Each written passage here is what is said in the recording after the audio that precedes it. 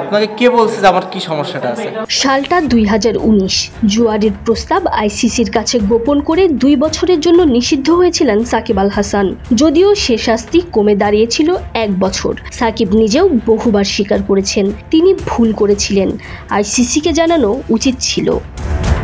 5 বছর বাদে সাকিবের স্মৃতিই যেন ফিরিয়ে আনলেন শ্রীলঙ্কার বাঁহাতি স্পিনার প্রবীণ জয়াবিক্রমা।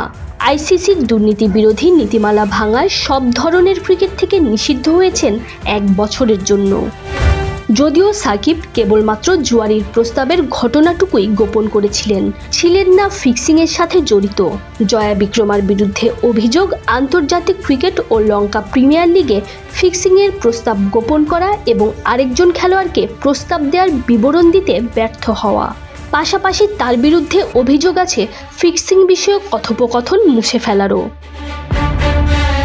আইসিসি এই লঙ্কান ক্রিকেটারের ওপর দুর্নীতির অভিযোগ এনেছিল গেল অগাস্টেই।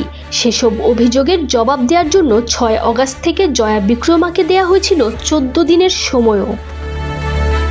বাঁহাতি এই স্পিনার নিজের ভুল স্বীকার করেছেন, এমনকি তদন্তের স্বার্থে প্রয়োজনীয় নথিপত্র গোপন, টেম্পারিং ও ধ্বংস করার কথাও স্বীকার করেছেন। মুছে ফেলেছেন এ সংক্রান্ত সব মেসেজ। অবশ্য জয়াবিক্রমার মোট শাস্তি 1 বছর হলেও শেষ 6 মাস স্থগিত করা হয়েছে। জয়াবিক্রমার বিরুদ্ধে ফিক্সিং প্রস্তাব গোপন করার অভিযোগ উঠেছে 2021 আইপিএলে জাফনা কিংসের হয়ে খেলার সময়।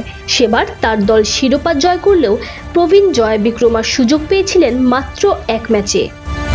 2021 সালে পাল্লেকেলেতে বাংলাদেশের বিপক্ষে টেস্ট দিয়ে জয়াবিক্রমার আন্তর্জাতিক ক্রিকেটে পথ চলা শুরু। দলের হয়ে সবশেষ টেস্টও খেলেছেন টাইগারদের বিপক্ষেই 2021 সালে মিরপুরে। লঙ্কানদের হয়ে 3 ফরম্যাটে এখন পর্যন্ত 5 ম্যাচ খেলে নিয়েছেন 32 wicket. Tanzim Oishi, BD sports time.